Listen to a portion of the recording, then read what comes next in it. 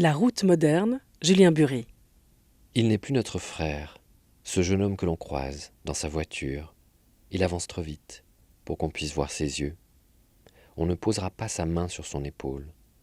On ne mêlera pas notre ombre à la sienne. On ne lui parlera pas de la saison, des bêtes, des pluies, du mûrissement des blés. Cheminant de concert, foulé et souffle accordé.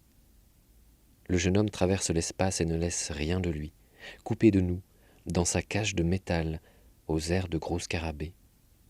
À pied au bord de la route cantonale, j'ai l'impression de n'être qu'un peu de poussière, soufflée par les véhicules qui me frôlent. Qui regardait derrière les vitres teintées? En face de la maison du poète, le four à pain est encore là. Il faisait partie du domaine des Roux. Le pain continue de monter dans le secret de la nuit et du levain. Il y a toujours des chevaux dans le parc. Roux écrivait le long des routes de cailloux, de tuiles écrasées, de terre. Il regardait passer les hommes sur leurs chars, blessés par leur beauté, son désir comme du goudron fondu. Certaines nuits, il se libérait dans des fuites éperdues. Il allait regarder les hommes vivre derrière leurs fenêtres, à la lumière de leurs lampes. Les chiens aboyaient à son passage. Des heures durant, sous les étoiles, de village en village, le poète vampire contemplait la vie des autres de loin, tuant le désir par l'épuisement. Alors son corps lâchait prise. Alors l'écriture pouvait commencer à se dérouler comme un sentier sauvage, une pâle route à travers la nuit.